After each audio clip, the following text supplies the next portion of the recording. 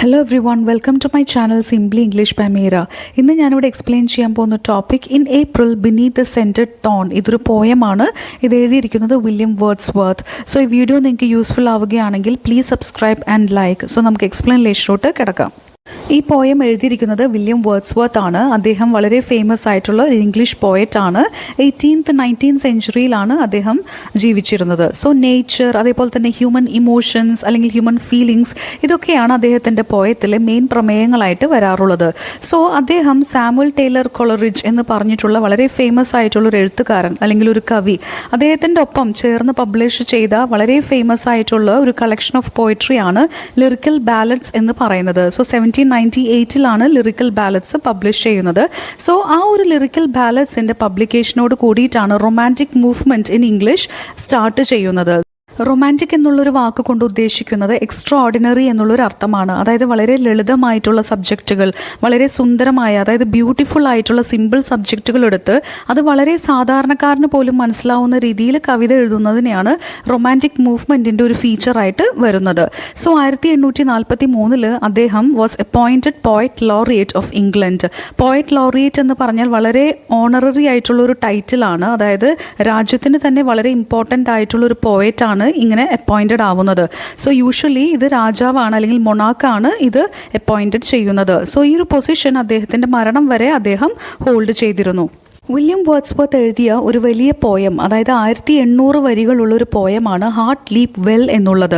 So അതിലെ ഒരു except അല്ലെങ്കിൽ ഒരു ചെറിയ ഭാഗമാണ് നമ്മളിപ്പോൾ നിലവിൽ പഠിക്കുന്ന in April beneath the scented thorn എന്നുള്ളൊരു പോയം. സോ ഈ ഒരു പോയത്തിൻ്റെ ഒരു ചെറിയൊരു സമ്മറി അറിഞ്ഞിരിക്കേണ്ടത് അത്യാവശ്യമാണ്. A wealthy night name sir Walter. Wealthy night എന്ന് പറഞ്ഞാൽ വളരെ ധനികനായിട്ടുള്ള, നൈറ്റ് എന്ന് പറഞ്ഞാൽ പടയാളി, കുതിരപ്പടയാളി അല്ലെങ്കിൽ യോദ്ധാവ് എന്നൊക്കെയാണ് അർത്ഥം. അദ്ദേഹത്തിൻ്റെ പേര് സർ വോൾട്ടർ എന്നാണ്. സോ അദ്ദേഹം 13 മണിക്കൂർ തൻ്റെ നായാട്ടിനിടയ്ക്ക് ഒരു സ്റ്റാഗിനെ ഓടിപ്പിക്കുകയാണ്, ചേസ് ചെയ്യുകയാണ്. സ്റ്റാഗ് എന്ന് പറഞ്ഞാൽ മാൻ എന്നാണ് അർത്ഥം. അവസാനം ആ ഒരു സ്റ്റാഗ് അല്ലെങ്കിൽ മാൻ ഓടി ഓടി അവസാനം ഒരു ഹിൽ സൈഡിനരികിൽ ഒരു സ്ട്രീം എന്ന് പറഞ്ഞ ഒരു അരുവി, ആ ഒരു അരുവിയുടെ അടുത്ത് ചെന്ന് മരണപ്പെടുകയാണ്. സോ അദ്ദേഹത്തിൻ്റെ ഈ ഒരു വിക്ടറി മാർക്ക് ചെയ്യാൻ വേണ്ടിയിട്ട് അല്ലെങ്കിൽ ഈ ഒരു വിജയം ആഘോഷിക്കുന്നതിന് വേണ്ടിയിട്ട് സർ വോൾട്ടർ എന്താണ് ചെയ്യുന്നത്? ഹി ഇറെക്ട്സ് 3 ലാർജ് സ്റ്റോൺ പില്ലേഴ്സ്, അതായത് 3 സ്റ്റോൺ പില്ലേഴ്സ്, തൂണുകൾ അവിടെ സ്ഥാപിക്കുകയാണ് ആ മരിച്ചു വീണ സ്ഥലത്ത്. അതായത് ആ മാന് മരിച്ചു വീണ സ്ഥലത്ത് സ്ഥാപിക്കുകയാണ്. അതുമാത്രമല്ല he builds A pleasure house. Pleasure house എന്ന് പറഞ്ഞാൽ വളരെ ഗ്രാൻഡ് ആയിട്ടുള്ളൊരു ബിൽഡിംഗ് ആണ്. നായാട്ടിനും മറ്റു കാര്യങ്ങൾക്കൊക്കെ വേണ്ടി ഉപയോഗിക്കാനാണ് അദ്ദേഹം അത് പണിതത്. And to celebrate his victory. എന്തിനാണ് ആ സ്ഥാനത്ത് തന്നെ അല്ലെങ്കിൽ ആ ലൊക്കേഷനിൽ തന്നെ അത് പണിതത്? തൻ്റെ ഒരു വിക്ടറി ആഘോഷിക്കുന്നതിന് വേണ്ടിയിട്ടാണ്. സോ ഈ ഒരു നായാട്ടിൻ്റെ സംഭവം എന്ന് പറയുന്നത് നൂറ്റാണ്ടുകൾക്ക് മുമ്പ് നടന്നൊരു കാര്യമാണ്. സോ നൂറ്റാണ്ടുകൾക്ക് ശേഷം പോയറ്റ് ആ വഴി അല്ലെങ്കിൽ ഈ ഒരു മാൻ മരിച്ചു കിടന്ന ആ ഒരു സ്ട്രീമിൻ്റെ അരികിൽ കൂടി ഒരു റിച്ച്മണ്ട് എന്നുള്ളൊരു സ്ഥലത്തേക്ക് പോവുകയായിരുന്നു. സോ ആ ഒരു സ്ഥലത്തിൽ കൂടെ പാസ് ചെയ്യുമ്പോഴാണ് ഒരു ഷെപ്പേർഡ്, ഓൾഡ് ഷെപ്പേർഡ്, അതായത് പ്രായമായ ഒരു ആട്ടിടയനെ ആ ഒരു പോയിന്റിൽ വെച്ച് കണ്ടുമുട്ടുകയാണ്. സോ അങ്ങനെ അവർ ആ ഒരു കഥ, പണ്ട് നടന്ന, പാസ്റ്റിൽ നടന്ന ആ ഒരു കഥ ഡിസ്കസ് ചെയ്യുകയാണ്. ആ സമയം കൊണ്ട് the pleasure house has fallen into ruins. അന്ന് സർ വോൾട്ടർ പണിത ആ ഒരു പ്ലഷർ ഹൗസൊക്കെ അതിൻ്റെ അവശിഷ്ടങ്ങളൊക്കെ അവിടെയുണ്ട്. സോ നമ്മൾ നിലവിൽ പഠിക്കുന്ന ഈ ഒരു പോയം എന്ന് പറയുന്നത് ഒരു ഡയലോഗാണ്. ആര് തമ്മിലുള്ള ഒരു ഡയലോഗാണ്? ആ ഒരു പോയറ്റും അതേപോലെ തന്നെ പോയറ്റിൻ്റെ യാത്രാമധ്യത്തിൽ അദ്ദേഹം കണ്ടുമുട്ടിയ ആ ഒരു പ്രായമായിട്ടുള്ള ആട്ടിടയനും തമ്മിലുള്ളൊരു ലിറിക്കൽ ഡയലോഗാണ് നമ്മൾ നിലവിൽ പഠിക്കുന്ന in April beneath the scented thorn എന്നുള്ളത്. ഫസ്റ്റ് സ്റ്റാൻസയുടെ എക്സ്പ്ലനേഷൻ നോക്കാം. സോ ഈ ഒരു സ്റ്റാൻസയുടെ സ്പീക്കർ എന്ന് പറയുന്നത് ദി ഓൾഡ് ഷെപ്പേർഡ് ആണ്. അതായത് നമ്മൾ നേരത്തെ പറഞ്ഞ പോലെ പോയറ്റിൻ്റെ യാത്രാമധ്യത്തിൽ അദ്ദേഹം കണ്ടുമുട്ടുന്ന പ്രായമായിട്ടുള്ള ആട്ടിടയനാണ് ഈ ഒരു സ്റ്റാൻസയുടെ സ്പീക്കർ എന്ന് പറയുന്നത്.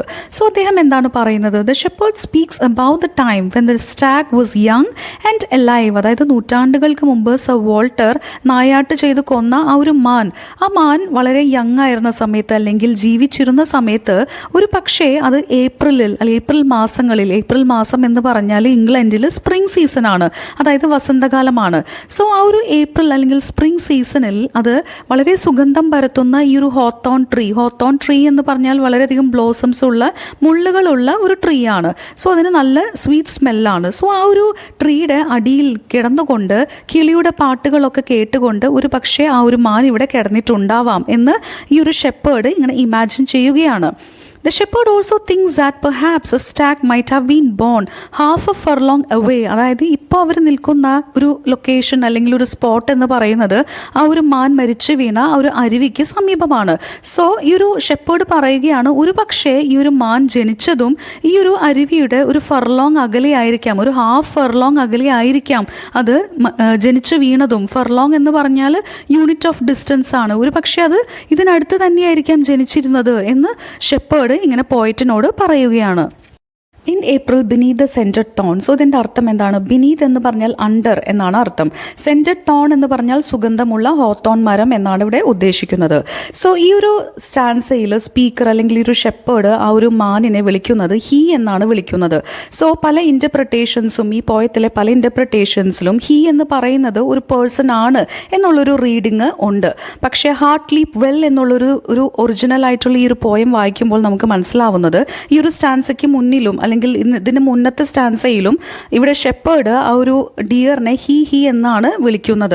സോ അതുകൊണ്ട് തന്നെ ഈ ഒരു സ്റ്റാൻസയിലും ഈ ഒരു ഹീ എന്ന് പറയുന്നത് സ്റ്റാഗ് ആണ് അല്ലെങ്കിൽ ഒരു മാനാണ്. ഈ ഒരു സെക്കൻഡ് സ്റ്റാൻസയുടെ സ്പീക്കറും ആര് തന്നെയാണ്? ഷെപ്പേർഡ് തന്നെയാണ് ഇതിൻ്റെയും സ്പീക്കർ. സോ ഈ ഒരു സ്റ്റാൻസ തുടങ്ങുന്നത് ബട്ട് നൗ എന്ന് പറഞ്ഞുകൊണ്ടാണ്, അതായത് പക്ഷേ ഇപ്പോൾ എന്ന് പറഞ്ഞുകൊണ്ടാണ്. അതായത് ഫസ്റ്റ് സ്റ്റാൻസയിൽ അദ്ദേഹം പറഞ്ഞത് ആ ഒരു മാൻ ജീവിച്ചിരുന്ന സമയത്തെ നൂറ്റാണ്ടുകൾക്ക് മുമ്പുള്ള ഒരു പോസിബിലിറ്റിയാണ് അദ്ദേഹം അവിടെ പറഞ്ഞത്. സെക്കൻഡ് സ്റ്റാൻസയിലായപ്പോൾ പെട്ടെന്ന് തന്നെ അദ്ദേഹം വർത്തമാനകാലത്തിലേക്ക് വരികയാണ്. സോ അതുകൊണ്ടാണ് ബട്ട് നൗ പക്ഷേ ഇപ്പോൾ എന്ന് പറയുന്നത്. സോ ഇപ്പോഴത്തെ അവസ്ഥ എന്താണ്? ആ ഒരു ഭൂപ്രകൃതിയുടെ അവസ്ഥ എന്താണ്? Many years have pass since the death of the stag. ആ ഒരു സ്റ്റാഗ് മരിച്ചു കഴിഞ്ഞിട്ട് കുറേ കാലം കഴിഞ്ഞു, നൂറ്റാണ്ടുകൾ കഴിഞ്ഞു. The landscape has change completely. അവിടുത്തെ ഭൂപ്രകൃതി തന്നെ കംപ്ലീറ്റ്ലി മാറിക്കഴിഞ്ഞു. Now there is no grass, no trees to provide shade. ഇപ്പോൾ അവിടെ പുല്ലില്ല, അതേപോലെ തന്നെ മരങ്ങളില്ല, തണലേകുന്ന മരങ്ങളില്ല. And sun never shines on the dull valley. ഈ താഴ്വാരത്തിൽ, വാലി എന്ന് പറഞ്ഞാൽ ഹോളോ എന്ന് പറഞ്ഞാൽ വാലി അല്ലെങ്കിൽ താഴ്വാരം, ഈ താഴ്വാരത്തിൽ ഇപ്പം എന്തില്ല? സൂര്യനില്ല, സൂര്യൻ ഉദിക്കാറില്ല എന്ന് കൊണ്ട് അർത്ഥമാക്കുന്നത് അവിടെ വളരെ ഗ്ലൂമിയാണ്, ഡള്ളാണ് എന്നാണ് ഉദ്ദേശിക്കുന്നത്. സോ ഇത് തുടർന്നുകൊണ്ടേയിരിക്കും എന്നാണ് ഷെപ്പേർഡ് ഇവിടെ പോയറ്റിനോട് പറയുന്നത്. Till the trees, stones and fountains of all disappeared. ഇതിങ്ങനെ തുടർന്നുകൊണ്ടേയിരിക്കും.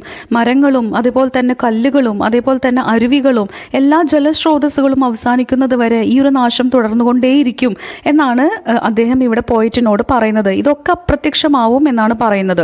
The shepherd here lemons A tragic state of the environment. അതായത് എൻവയോൺമെൻറ്റിന് വന്നിട്ടുള്ള വളരെ ട്രാജിക് ആയിട്ടുള്ള ഒരു അവസ്ഥയെ പറ്റിയാണ് ഇവിടെ ഷെപ്പേർഡ് വിലപിക്കുന്നത്. And the destruction of nature. പ്രകൃതി നശിച്ചുകൊണ്ടിരിക്കുകയാണ് എന്നുള്ളൊരു കാര്യം പറഞ്ഞുകൊണ്ടാണ് ഷെപ്പേർഡ് ഇവിടെ വിലപിക്കുന്നത്. സോ ഫസ്റ്റ് സ്റ്റാൻസയിൽ വളരെ ബ്യൂട്ടിഫുൾ ആയിട്ടുള്ള ഒരു ലാൻഡ്സ്കേപ്പാണ് ഷെപ്പേർഡ് വിവരിക്കുന്നത്. അത് പെട്ടെന്ന് തന്നെ രണ്ടാമത്തെ സ്റ്റാൻസ എത്തുമ്പോൾ വളരെ ഡെസൊലേറ്റ് ആയിട്ടുള്ള, വളരെ ഡിപ്രസിംഗ് ആയിട്ടുള്ള ഒരവസ്ഥയിലാണ് പ്രകൃതി ഉള്ളത്. തേർഡ് സ്റ്റാൻസയുടെ സ്പീക്കർ എന്ന് പറയുന്നത് പോയറ്റ് ആണ്. അതായത് പോയറ്റ് ഷെപ്പേർഡിന് മറുപടി കൊടുക്കുകയാണ്. സോ അദ്ദേഹം എന്താണ് പറയുന്നത്? Poet addresses A shepherd as grey headed shepherd. അതായത് പോയറ്റ് ഈ ഒരു ആട്ടിടയനെ വിളിക്കുന്നത് ഗ്രേ ഹെഡഡ് ഷെപ്പേർഡ് എന്നാണ്. അതായത് തല നരച്ച ഷെപ്പേർഡ്, ആട്ടിടയൻ. സോ അദ്ദേഹത്തിൻ്റെ ഒരു ഏജിനെയും അല്ലെങ്കിൽ പ്രായത്തിനെയും അതേപോലെ തന്നെ അദ്ദേഹത്തിൻ്റെ ഒരു ലൈഫ് എക്സ്പീരിയൻസിനെയും ബഹുമാനിച്ചുകൊണ്ടാണ് അദ്ദേഹം ഇങ്ങനെ അഭിസംബോധന ചെയ്യുന്നത്. So the poet says that he completely agrees with what the shepherd has Z. So shepherd ഇത്രയും പറഞ്ഞ കാര്യങ്ങളോടൊക്കെ താൻ പൂർണ്ണമായി യോജിക്കുന്നു എന്നാണ് ഇവിടെ പോയറ്റ് പറയുന്നത്. പക്ഷേ ചെറിയൊരു വ്യത്യാസം. Poets perspective on nature is slightly different. Poet പറയുന്നത് പ്രകൃതിയെ പറ്റി തൻ്റെ കാഴ്ചപ്പാട് കുറച്ച് വ്യത്യസ്തമാണ്. അതായത് ഷെപ്പേർഡിൻ്റെ കാഴ്ചപ്പാടിൽ നിന്നും കുറച്ച് വ്യത്യസ്തമാണ് എന്നാണ് പറയുന്നത്. എന്താണ് ആ വ്യത്യാസം? The poet believes that the beast of the stag didn't die alone. എന്താണ് പോയറ്റ് ഇവിടെ വിശ്വസിക്കുന്നത്? ആ ഒരു മാൻ മരിച്ചു വീണത് ഒറ്റയ്ക്കായിരുന്നില്ല, അല്ലെങ്കിൽ ആരും കെയർ ചെയ്യാനില്ലാതെ അല്ല ആ ഒരു സ്റ്റാഗ് അവിടെ മരിച്ചു വീണത്. Nature it self was present. ആരുടെ സാന്നിധ്യം അവിടെ ഉണ്ടായിരുന്നു? നേച്ചർ, പ്രകൃതിയുടെ അല്ലെങ്കിൽ ആ ഒരു പ്രകൃതിയുടെ സാന്നിധ്യം അവിടെ ഉണ്ടായിരുന്നു at the time of its death, ആ ഒരു സ്റ്റാഗിൻ്റെ മരണസമയത്ത്. And moan the loss with divine sympathy. വളരെ ദൈവികമായിട്ടുള്ള ഒരു സിമ്പതിയോടുകൂടി, അലിവോടുകൂടി ആ ഒരു നേച്ചർ ആ ഒരു ലോസിൽ അല്ലെങ്കിൽ ആ ഒരു നഷ്ടത്തിൽ പങ്കുചേർന്നിട്ടുണ്ട്.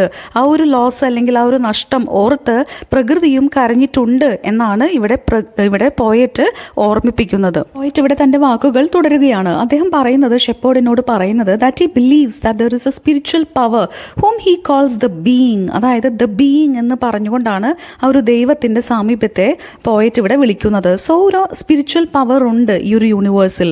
The divine being whether understood as God or nature, അതൊരു പക്ഷേ ദൈവമായിരിക്കാം അല്ലെങ്കിൽ പ്രകൃതിയായിരിക്കാം ഒരു പക്ഷേ ഇവിടെ പോയിട്ട് ഉദ്ദേശിക്കുന്നത്. പക്ഷേ അദ്ദേഹത്തിൻ്റെ കാഴ്ചപ്പാടിൽ ദ ബീയിങ് അല്ലെങ്കിൽ ആ ഒരു സുപ്രീം പവർ എല്ലായിടത്തും ഉണ്ട്, അതിൻ്റെ സാന്നിധ്യം എല്ലായിടത്തും ഉണ്ട്.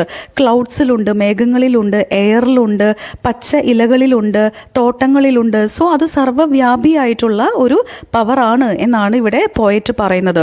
So the spiritual being deeply CARES for the innocent and harmless creatures that it loves.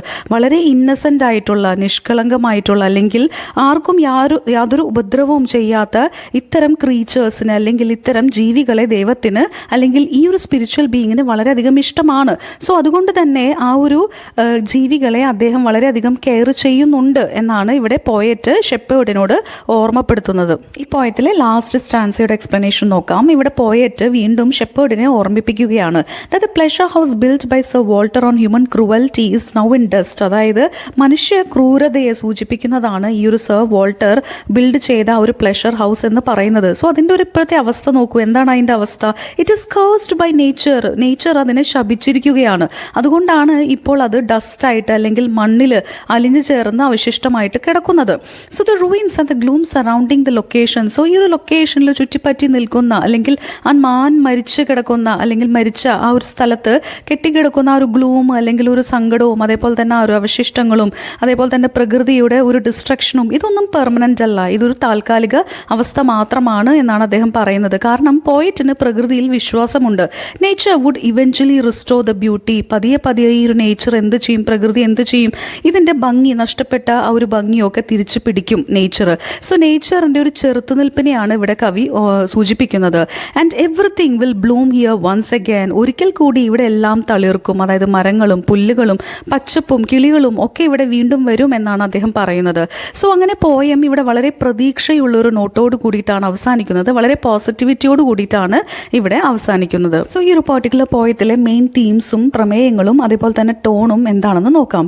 So main തീമായിട്ട് വരുന്നത് divine connection between nature and living things. അതായത് പ്രകൃതിയും ജീവിച്ചിരിക്കുന്ന ലിവിങ് തിങ്സും തമ്മിലുള്ള ഒരു ഡിവൈൻ കണക്ഷൻ, ദൈവികമായിട്ടുള്ളൊരു കണക്ഷൻ. അതേപോലെ തന്നെ environmental desolation caused by human cruelty. അതായത് മനുഷ്യ ക്രൂരത കാരണം എൻവയോൺമെൻറ്റിന് പറ്റുന്ന നാശം. അതേപോലെ തന്നെ റെസീലിയൻസ്, അതായത് പ്രകൃതിയുടെ തന്നെ ഒരു ചെറുത്തുനിൽപ്പിനെയാണ് ഇവിടെ അടുത്ത പ്രമേയമായിട്ട് കാണിക്കുന്നത്. സോ ഈ ഒരു പോയത്തിൻ്റെ ടോൺ എന്ന് പറയുന്നത് ആദ്യത്തെ 2 സ്റ്റാൻസയിൽ നമ്മൾ കാണുന്നത് ഷെപ്പേർഡ് വളരെ പെസിമിസ്റ്റിക് ആയിട്ടാണ് സംസാരിക്കുന്നത്. അതായത് ഒട്ടും ശുഭാപ്തി വിശ്വാസമില്ലാതെയാണ് സംസാരിക്കുന്നത്.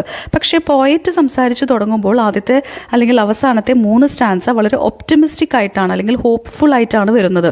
ഒപ്റ്റിമിസ്റ്റിക് എന്ന് പറഞ്ഞാൽ വളരെയധികം ശുഭാപ്തി വിശ്വാസത്തോട് കൂടിയിട്ടാണ് ലാസ്റ്റ് 3 സ്റ്റാൻസകൾ അതിൽ സ്പീക്കറായിട്ടുള്ള പോയറ്റ് സംസാരിക്കുന്നത്. ടെക്സ്റ്റ് ബുക്ക് ബേസ്ഡ് ആയിട്ടുള്ള ഏതാനും ക്വസ്റ്റ്യൻസിൻ്റെ ആൻസേഴ്സ് ഞാനവിടെ ചെയ്തിട്ടുണ്ട്. So please make use of it.